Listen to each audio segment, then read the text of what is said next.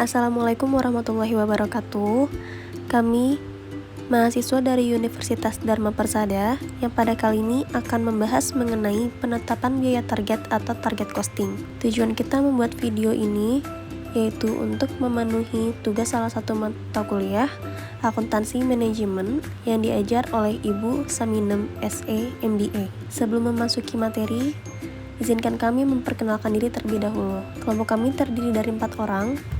Yang pertama ada Mita Wulan Pradani dengan NIM 2020420024 dan juga ada Nur Azizah dengan NIM 2020420035, Mega Putri Aprilia dengan NIM 2020420039,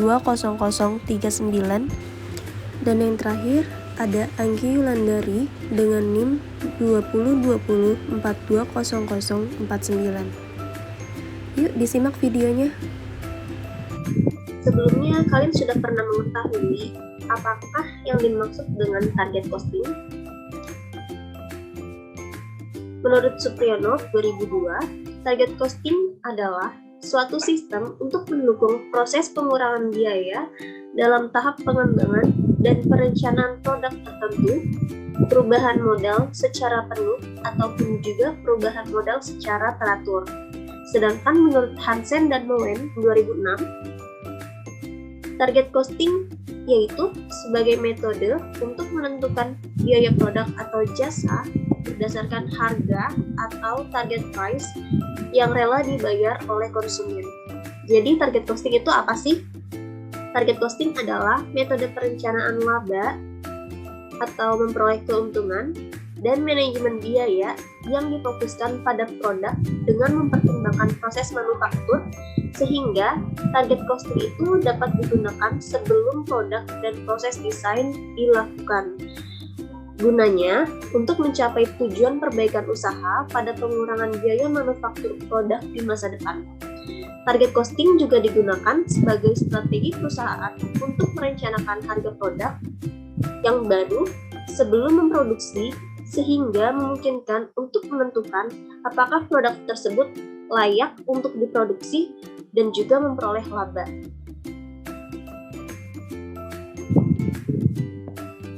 Penetapan biaya target yang sangat berguna dalam industri dengan persaingan yang tinggi seperti konstruksi, perawatan kesehatan, dan barang konsumsi karena penawaran dan permintaan pasar merupakan faktor utama di balik penetapan harga produk. Yang kedua yaitu mengenai sejarah target costing. Target costing pertama kali diterapkan yaitu di Jepang pada tahun 1960 sebagai konsekuensi dari kondisi pasar yang sangat sulit serta mengalami kekurangan sumber daya dan keterampilan yang diperlukan untuk pengembangan gunanya mencapai kesetaraan dengan pesaing dalam hal kualitas, biaya, dan juga produktivitas. Dan yang ketiga, apa sih tujuan dan juga alasan kita untuk menggunakan target costing? Yang pertama kita bahas yaitu mengenai tujuan.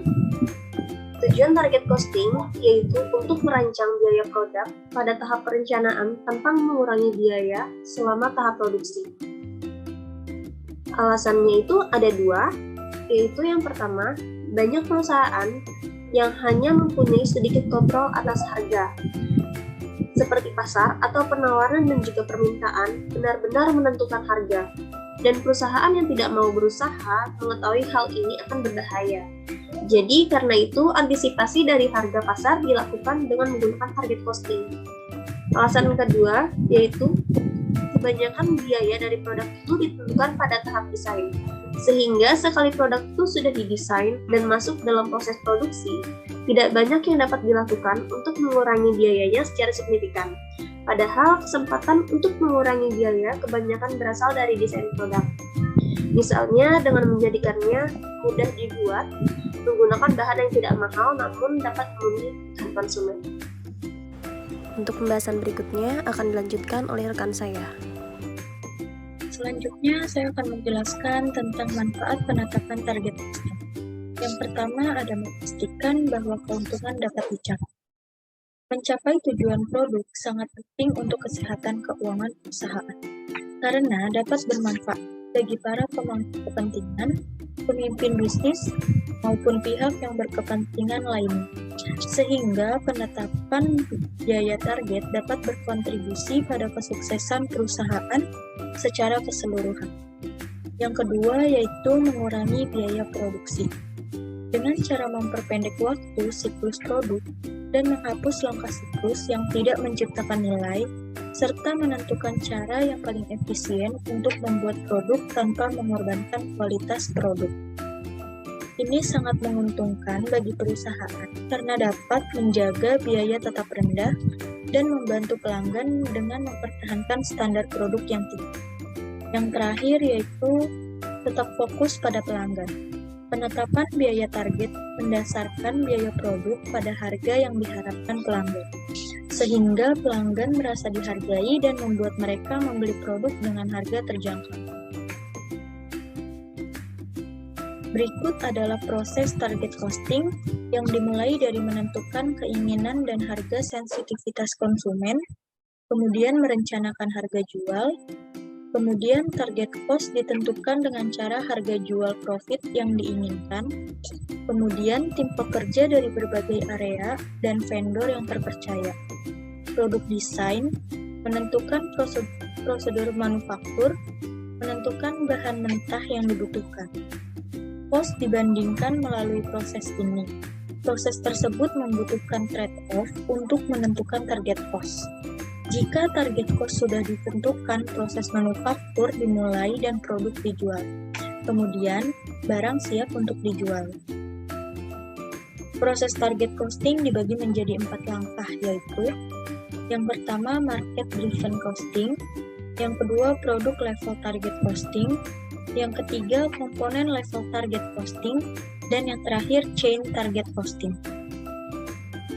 Yang pertama, market driven costing. Tujuan dari market driven costing ialah untuk menyusun target cost yang akan dicapai melalui proses yang dimulai dengan mengidentifikasi target harga penjualan yang mencerminkan nilai hasil pengamatan dari produk. Setelah mengatur harga target, proses pembiayaan yang dikendalikan oleh pasar dilanjutkan dengan penetapan batas target laba dan menghitung allowable cost dengan mengurangi batas target laba dari harga yang ditarget.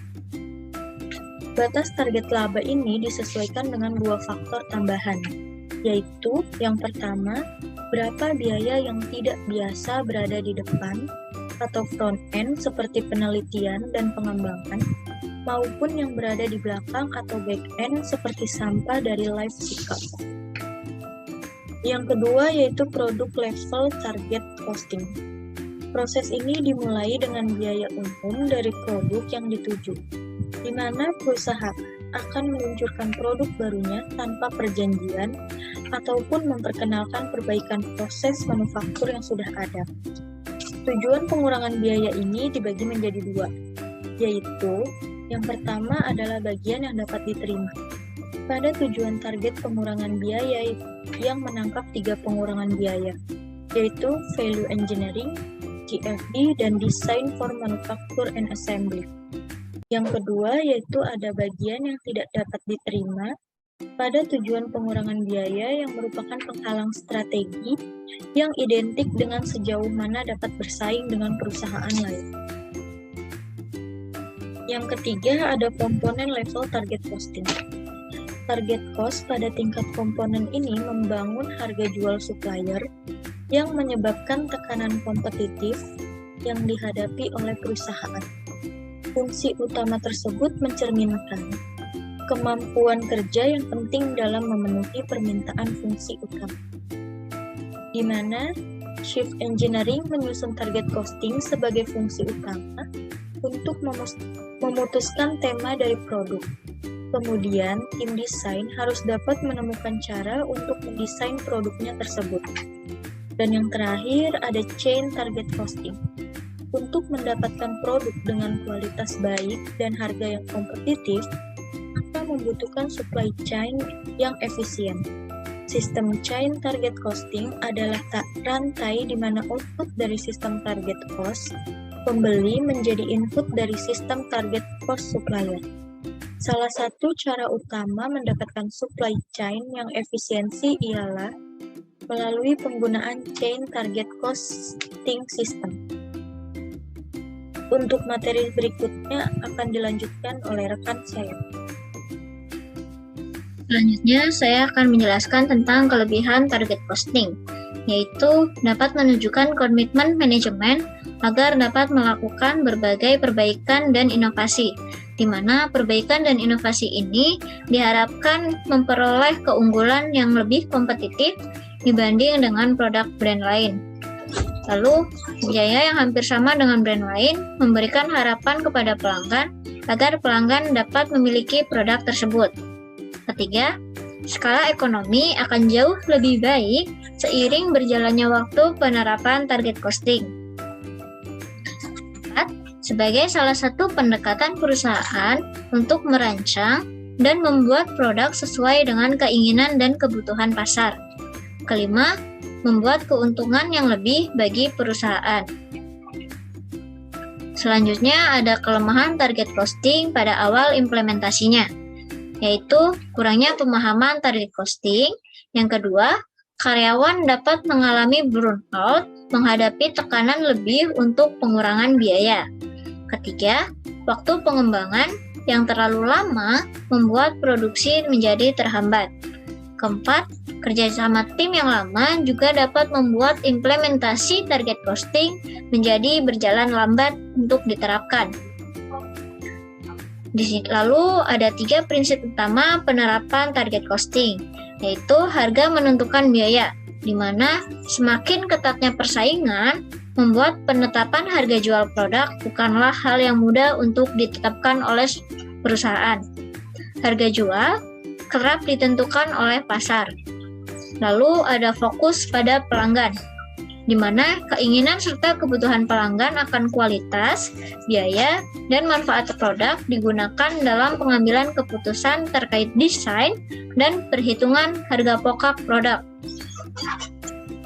Fokus desain produk dan desain proses. Setiap perubahan atau rekayasa harus dilakukan sebelum proses produksi dimulai. Hal ini bertujuan untuk menekan biaya serta mengurangi waktu, terutama untuk produk-produk baru perusahaan. Lalu ada alat target costing, yaitu teardown analysis yang merupakan suatu proses mengevaluasi produk pesaing dengan mengidentifikasi kesempatan dalam meningkatkan produk. Teardown analysis ini menyediakan pandangan pada biaya dari produk dan mengungkapkan keuntungan dan kerugian yang berhubungan dengan pendekatan desain pada produk. Elemen utama pada teardown analysis ini yaitu benchmarking, di mana termasuk perbandingan desain produk percobaan dengan desain produk pesaing. Lalu ada value engineering, yaitu mengevaluasi desain produk dalam memenuhi permintaan untuk mengidentifikasi alternatif yang dapat digunakan untuk meningkatkan nilai produk. Perusahaan menggunakannya untuk mengidentifikasi apa saja yang konsumen inginkan dari produk sebelum desain produk dibuat. Proses ini kemudian membandingkan apa yang konsumen inginkan dengan bagaimana tujuan tim desain untuk memuaskan kebutuhan mereka.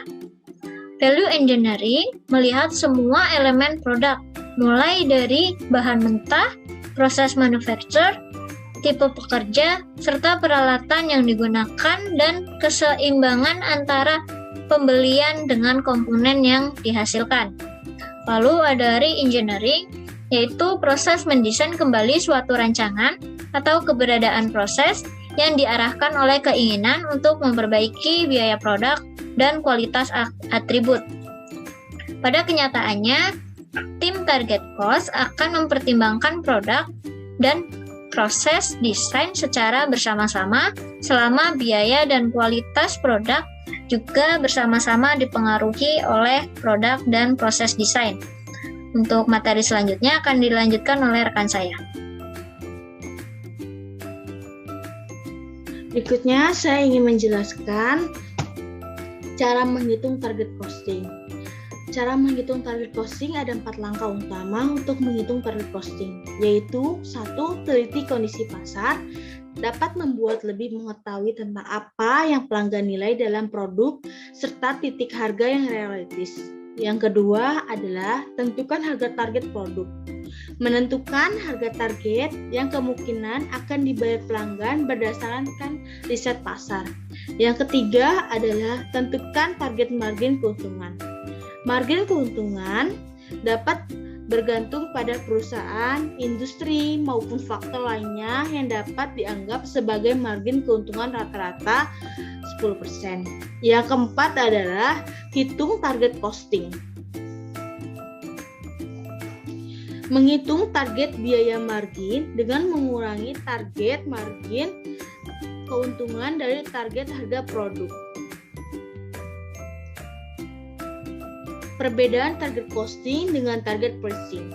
Target costing yaitu berfokus bagaimana merumuskan strategi agar biaya produksi tidak melebihi target costingnya. Sedangkan target pricing yaitu berfokus menentukan harga jual produknya. Target pricing akan berhasil apabila perusahaan merumuskan target costingnya dengan baik. Karakteristik target costing. Karakteristik target costing terdiri dari 5 macam. Yang pertama adalah untuk mengidentifikasi pengurangan biaya dengan mudah. 2. Menentukan target costing dengan cara mengurangi pendapatan target dari harga targetnya. Ketiga, telah menjadi bagian yang integral dari strategi dan pengenalan produk ke pasaran. Keempat, sebagai perkiraan harga pasar produk dengan berbagai teknik perkiraan penjualan untuk spesifikasi desain produk dan kondisi pasar yang kompetitif. Yang kelima, sebagai target pengurangan biaya di mana membutuhkan estimasi biaya produk baru saat ini. Demikian presentasi dari kelompok kami. Lebih kurangnya kami minta maaf. Wassalamualaikum warahmatullahi wabarakatuh.